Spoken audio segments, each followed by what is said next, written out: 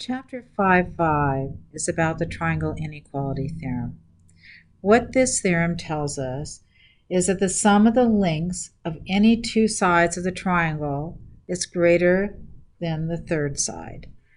So in other words, A plus B is greater than side C, B plus C is greater than A, and A plus C is greater than B. The type of problem you would get is I would give you the length of three sides. Let's give you 5, 7, and 9, and ask if that could create a triangle. For this class, what I need to see from you and what you need to show is that 5 plus 7 is greater than 9, and 7 plus 9 is greater than 5, and 5 plus 9 is greater than 7. You need to show all three of those if it's true. If it fails on one of them, then you're done, and you can just say, no, it's not a triangle. But for this class, I need you to show all three of them.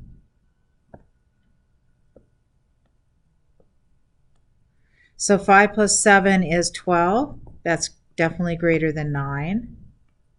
7 plus 9 is 16. That's greater than 5. And 5 plus 9 is 14, which is greater than 7. So your answer would be yes.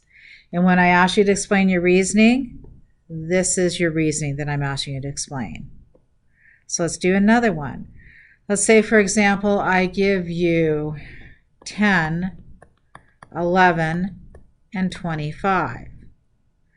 And I need to check all three, but if it fails on one of them, then we're done. So if I do 10 plus 11, is that greater than 25? Well, 10 plus 11 is 21, and that is not greater than 25. And your answer would be no, and this is your reasoning, that two of the sides are not greater.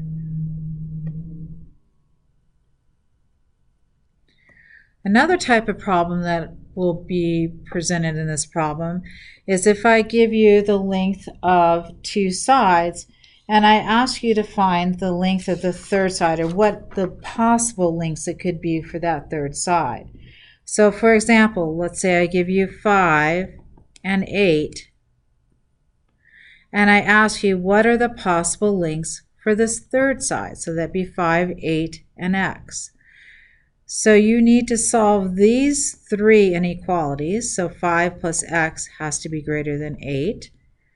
8 plus x has to be greater than 5. And 5 plus 8 has to be greater than x. Solving the first one for x, I have x is greater than 3. Solving the next one, I have that x is greater than negative 3. And then I also have that 13 is greater than x. Looking at a number line, what I have so far, because each of these are and, it has to satisfy each one of them.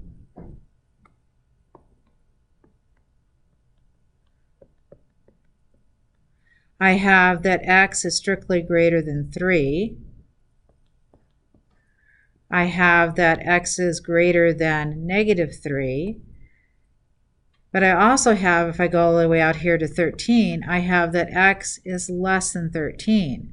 So I need to look where all three of them overlap. So even though x could be greater than negative 3, it really can't be anything between negative 3 and 3 for those equations to work above.